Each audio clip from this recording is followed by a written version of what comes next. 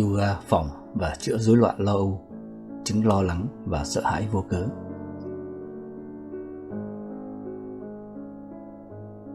Chào bạn. Để thực hành được bài tập này, ngoài một chiếc thảm tập yoga như thường lệ, bạn cần phải chuẩn bị thêm 2 viên gạch yoga. Thực hành. Chúng ta bắt đầu với tư thế ngồi nửa hoa sen như thế này. Chân nào ở trên, chân nào ở dưới, tùy ý bạn. Tuy nhiên, trong vòng từ 3 đến 5 phút, bạn nên thay đổi vị trí của chúng. Nào, bây giờ, bạn hãy làm theo tôi. Đây là đầu ngón tay giữa tay phải của tôi. Tôi sẽ ấn nhẹ nó lên vị trí của huyệt ấn đường, nếu gọi theo cách gọi của y học phương Đông, nằm ở vị trí giao điểm giữa đường ngang với lông mày, với đường dọc theo sống mũi. Đây là vị trí của huyệt ấn đường, tương ứng với vị trí của luân xa số 6, luân xa con mắt thứ 3. Luân xa gắn liền với năng lực nhận thức về bản thân cùng với các mối quan hệ biện chứng với thế giới khách quan. Từ đó mà nó giúp chi phối đến khả năng tư duy và hành động của mỗi con người chúng ta. Và đây là đầu ngón tay cái phải. Tôi sẽ dùng nó để bịt từng lỗ mũi như thế này. Bây giờ ta sẽ bắt đầu thực hành một kỹ thuật thở có tên gọi là thở xen kẽ. Nào, đầu ngón tay giữa đè lên huyệt ấn đường, đầu ngón tay cái bịt lỗ mũi phải. 2 phút. Hít vào.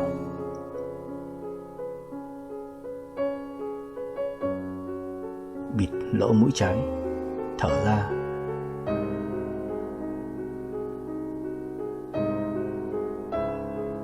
Rồi hít vào.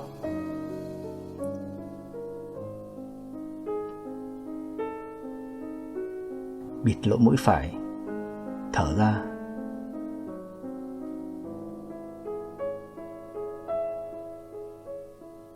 Rồi hít vào.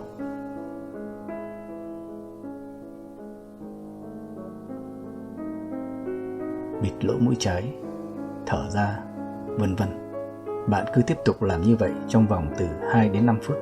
Ở đây, tôi thực hành cùng bạn trong vòng 2 phút. Bạn chỉ cần nhớ đơn giản là hít vào qua lỗ mũi bên này thì chuyển sang thở ra bằng lỗ mũi bên kia. Chú ý ngồi thẳng lưng, thở nhẹ nhàng, thở càng chậm, càng sâu càng tốt. Và tất nhiên là luôn luôn thở bằng bụng dưới. Đây là bài tập đầu tiên dành cho bất cứ ai có nhu cầu tìm kiếm sự cân bằng của hệ thần kinh, thoát khỏi sự bấn loạn về tinh thần. Tuy nhiên, bạn có thể tạm bỏ qua bài tập này nếu bạn đang bị nghẹt mũi vì một lý do nào đó, chẳng hạn do cảm mạo. Bài tập này có tác dụng rất tốt cho luân xa tim ở lồng ngực, cũng như tốt cho các trạng thái nhận thức liên quan đến bất kỳ một luân xa nào khác. Cụ thể, với khả năng ổn định hai bán cầu não, nó vừa giúp tác dụng thanh lọc, vừa giúp làm dịu, và do đó, tâm trí chúng ta sẽ trở nên bình tĩnh và minh mẫn hơn. Nhịp tim được điều hòa chậm lại một cách hợp lý, kích thích sự lưu thông các dòng năng lượng chảy quanh các luân xa quan trọng, và dĩ nhiên, nó có thể giúp ta lấy lại được giấc ngủ tốt, tinh thần an nhiên trở lại, xua tan mọi sự sợ hãi, lo lắng vô hình, bủa vây và hành hạ ta từ bấy lâu nay. Nào, ta ngồi nghỉ, thở bình thường ở tư thế nửa hoa sen trong giây lát trước khi chuyển sang tập tư thế tiếp theo.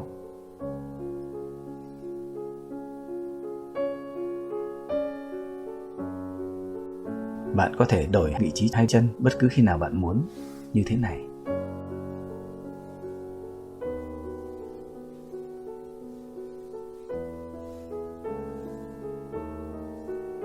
Bây giờ, chúng ta cùng tập tư thế tiếp theo. Ta vẫn ngồi trong tư thế nửa hoa sen. Thẳng lưng. Bàn tay trái đè lên đầu gối trái. Bàn tay phải đặt xuống sàn bên phải. 1 phút, từ từ hạ thấp khuỷu tay phải xuống mặt sàn. Thở sâu và chậm 4 pha bằng bụng dưới. Hạ thấp trọng tâm cơ thể xuống khu vực bụng dưới rốn. Ở trong pha thở 2, bạn chú ý nén thật căng bụng dưới. Chú ý duy trì vị trí của hai chân và mông, không được nhấc một bên mông lên khỏi sàn. Trong quá trình này, một mặt bạn vừa phải cố gắng hạ khuỷu tay xuống mặt sàn, như vậy là vùng cơ lưng sườn bên phải được gập lại. Ngược lại, các cơ lưng sườn bên trái được kéo căng. Mặt khác, bạn cũng cần phải cố gắng duy trì sức mạnh nền tảng của tư thế nằm ở phần bụng dưới kể từ vị trí dưới rốn trở xuống, tương đương với huyệt khí hải xuống dưới tận hậu môn và cơ quan sinh dục, ngang với các huyệt trường cường, hội âm, vân vân, mà đó cũng chính là vị trí của luân xa số 1, luân xa gốc ở phía dưới, liên quan chặt chẽ đến bản năng và các tiềm năng cơ sở của con người, và luân xa số 2, luân xa xương cùng ở bên trên một chút, liên quan chặt chẽ đến các tình cảm sinh lý, sinh học cơ bản. Nào, ta đã chống được khuỷu tay phải xuống mặt sàn rồi. Bạn hãy lưu ý là không được nhấc đầu gối hay một bên mông lên khỏi mặt sàn. Tay trái từ từ vòng qua đầu sang bên phải. 30 giây. Duỗi thẳng tay trái đến mức tối đa, kéo giãn toàn bộ các cơ lưng bên trái.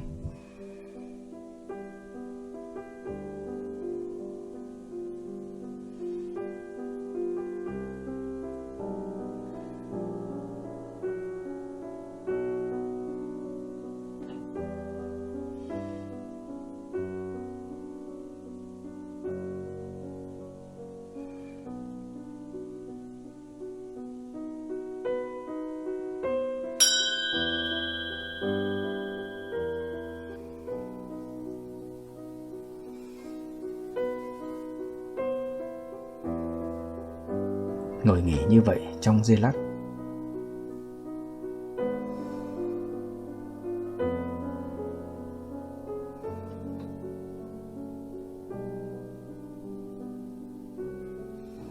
Bây giờ ta làm tương tự cho bên kia.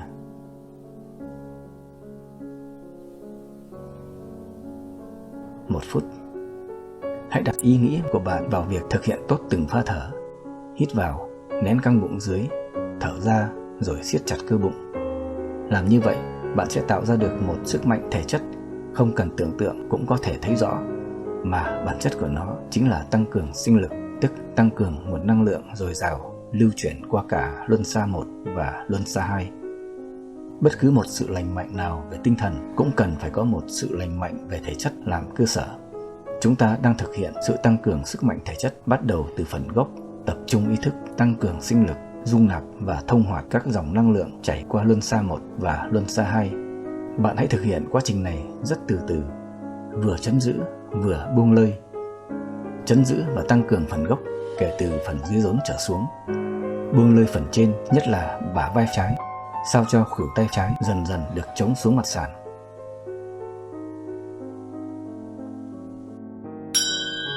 Nào, tay phải vòng qua đầu sang bên trái.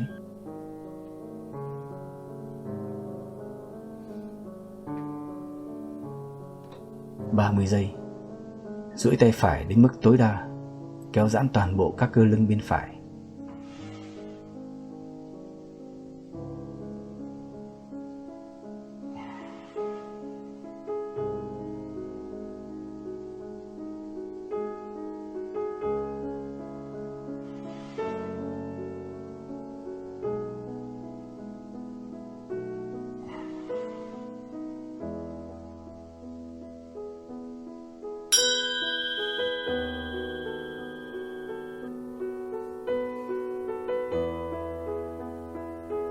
Nào, ta ngồi nghỉ như thế này trong giây lát.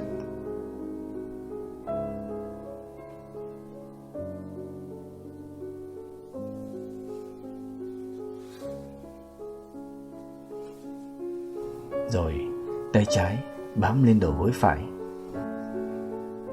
Tay phải đặt lên sàn, thẳng phía sau lưng. Chúng ta sẽ thực hiện tư thế ngồi và vặn xoắn ngang lưng như thế này. 1 phút, ta xoay thuận chiều kim đồng hồ. Đường thẳng nối hai vai sẽ được xoay ít nhất 90 độ.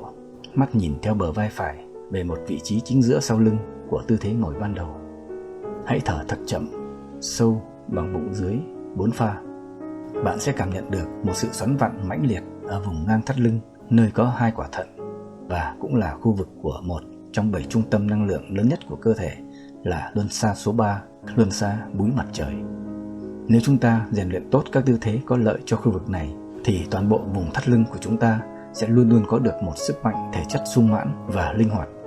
Nguồn năng lượng của luân xa số 3 được dồi dào và sẽ giúp chúng ta cảm nhận được cái tôi, cái bản ngã của chính mình.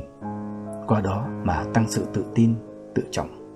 Điều đó cũng có nghĩa là một khi con người ta càng có sự tự tin và tự trọng thì càng có ít nỗi sợ hãi vào bất cứ một lý do gì.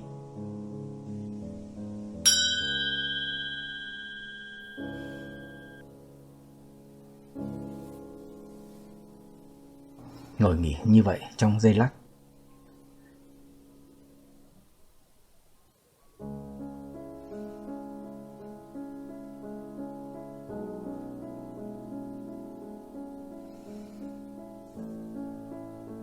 Bây giờ ta thực hành tương tự, xoay vặn thắt lưng theo chiều ngược chiều kim đồng hồ.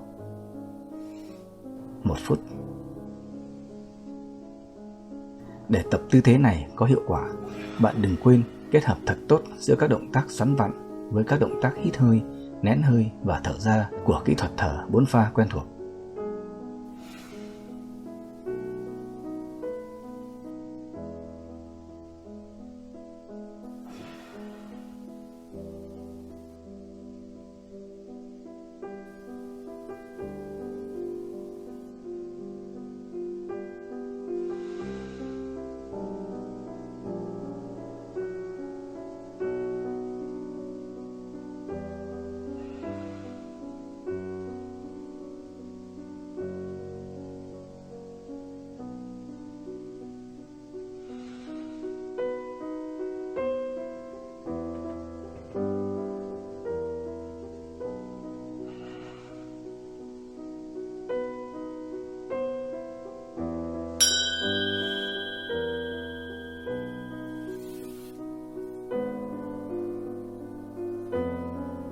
Ngồi nghỉ trong giây lát.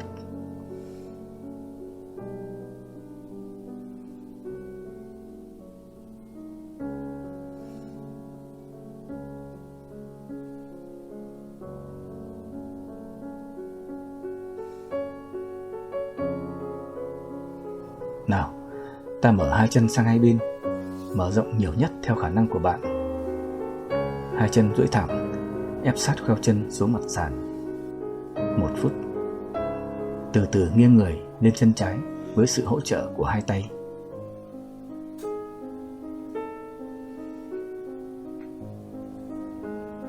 Ta sẽ lần lượt ép sát bụng lên đùi trái.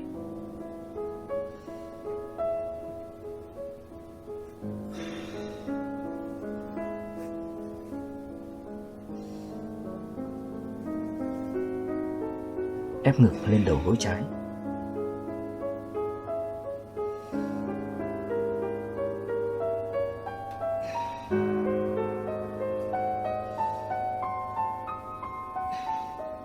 Rồi đặt trán lên ống quyển trái. Trong suốt quá trình này, bạn phải chú ý thực hiện tốt kỹ thuật thở 4 pha, thực hiện tốt việc hít, nén, thở ra và vắt hơi bằng bụng dưới.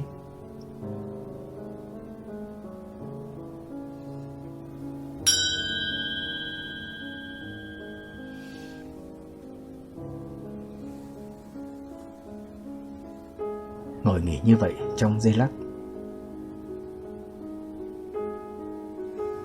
Bây giờ ta thực hành tương tự cho bên phải. Hãy chú ý ép chặt hai kheo chân xuống mặt sàn, ép chặt bụng dưới lên đùi phải, ép ngực lên đùi phải và đặt trán nghỉ trên ống quyển phải.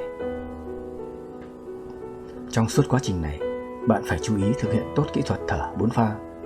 Nhờ vậy mà suốt chiều dài cơ thể, kể từ khu vực hậu môn lên tới vùng cột sống ngực, các nhóm cơ luôn luôn được vận động nhịp nhàng, vừa co vừa giãn, vừa cố kết vừa buông lỏng.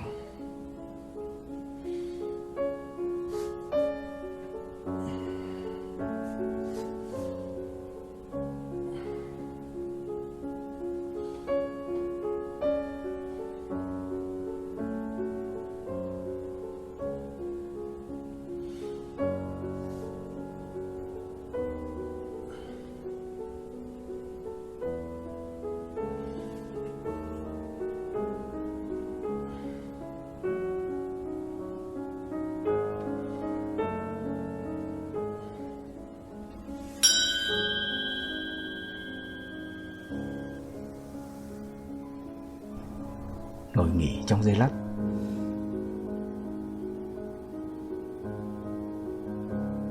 Bây giờ vẫn trong tư thế mở rộng hai chân sang hai bên như thế này. Ta đẩy bụng và xương chậu về phía trước.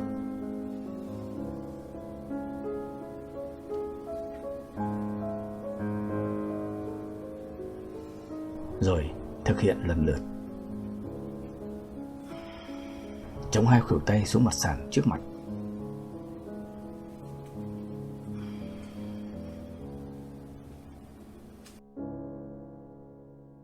Ba 30 giây.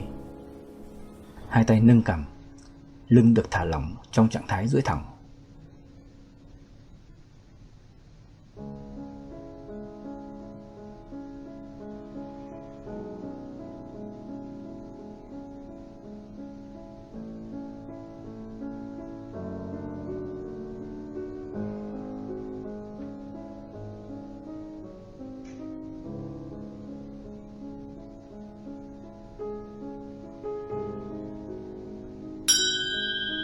Nào, chúng ta tiếp tục.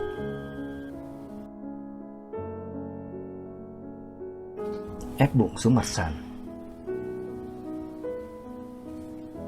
30 giây. Ép ngực xuống mặt sàn và đặt cằm xuống mặt sàn, duỗi thẳng hai tay về phía trước trên mặt sàn. Thở đều, chậm và sâu 4 pha bằng bụng dưới.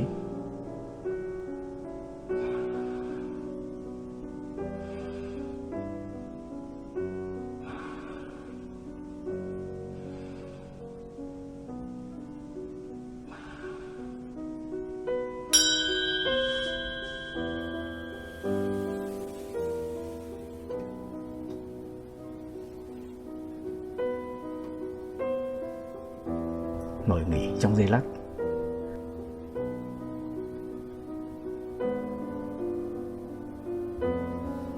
Và bây giờ chúng ta sẽ sử dụng đến 2 viên gạch yoga.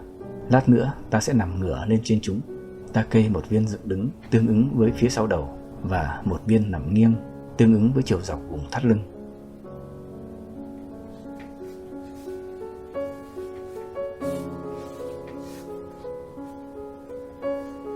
Ta nằm trên chúng như thế này một cách cẩn thận. Bạn hãy chú ý và làm cùng tôi.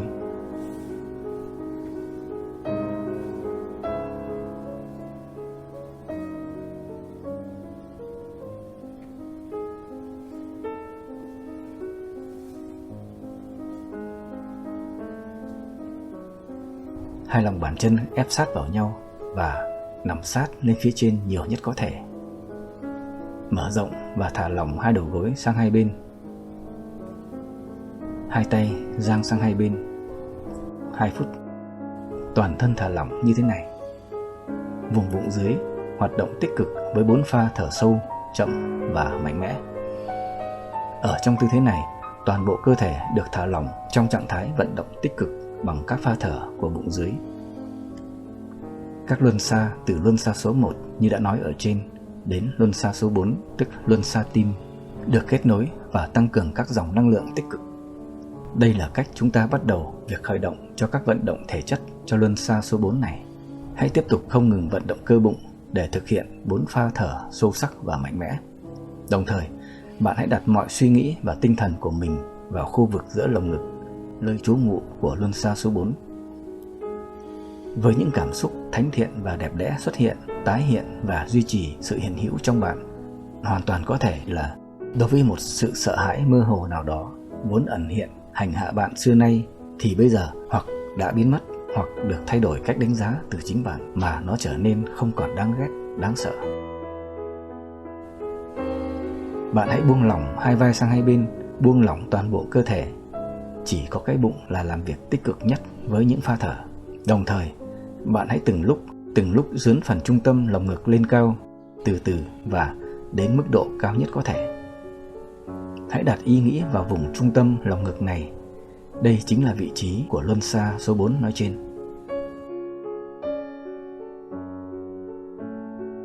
Hãy tự tin, tự trọng và tự yêu thương chính bản thân mình. Đồng thời, bạn cũng cần phải nhắc mình rằng không có cái gì khiến ta phải sợ hãi. Tất cả mọi vấn đề nếu có đều có căn nguyên và đương nhiên có các cách giải quyết thỏa đáng. Còn tất cả những gì là mơ hồ, không thực ta không cần phải bận tâm.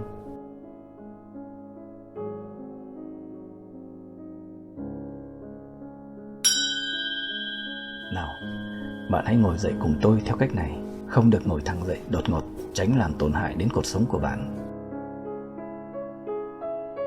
Bây giờ, chúng ta ngồi trong tư thế kim cương.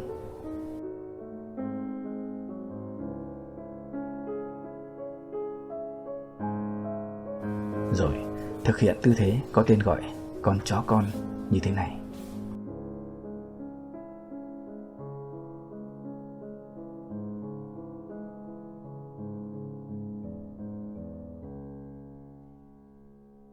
(30 giây). Lưng và hai tay vươn dài về phía trước tạo thành một đường thẳng, trán tì trên sàn, thở 4 pha bằng bụng dưới.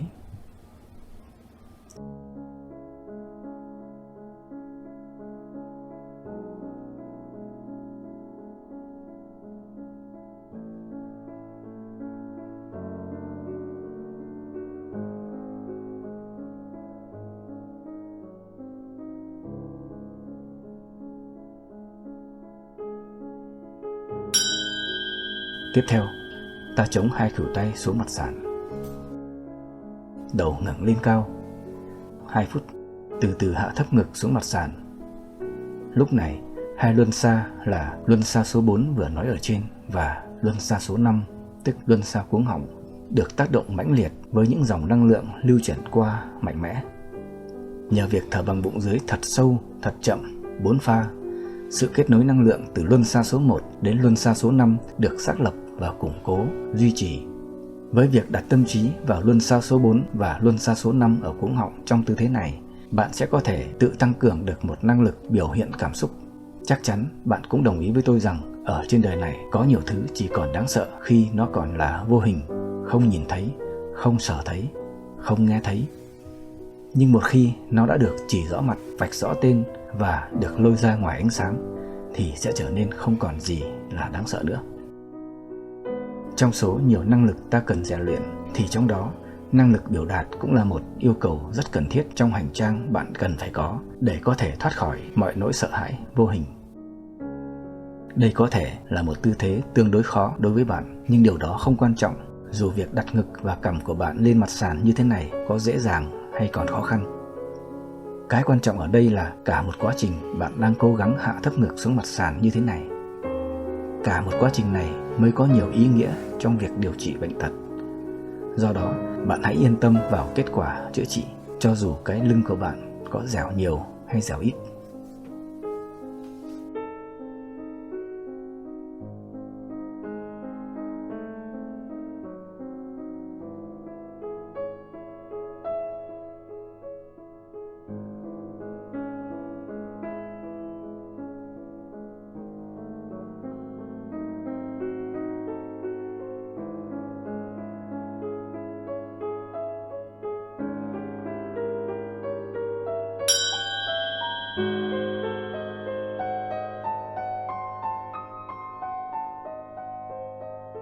Để kết thúc buổi tập, bạn có thể nghỉ trong tư thế em bé với các biến thể khác nhau như thế này trong thời gian bao lâu tùy thích. Bạn hãy thả lỏng toàn bộ cơ thể cùng với tất cả các luân xa từ luân xa số 1 đến luân xa số 7, tức luân xa vương miện. Lúc này, bạn hãy cảm nhận được một sự thư giãn hoàn toàn về thể xác trong một tư thế thư giãn rất tích cực này. Đặc biệt là hai luân xa ở đây là luân xa số 6 ở phía trước trán và luân xa số 7 ở trên đỉnh đầu đang hoàn toàn được hưởng một sự thư thái, thanh bình và sảng khoái. Tâm thức của chúng ta qua quá trình tập luyện như vậy sẽ trở nên tích cực, trong sáng và dĩ nhiên đi cùng với những điều đó chính là quá trình đẩy lùi và làm biến mất các chứng sợ hãi vô hình, mơ hồ và vô căn cứ ra khỏi cuộc sống của chúng ta. Chúc bạn tập tốt, mạnh khỏe. Tạm biệt và hẹn gặp lại.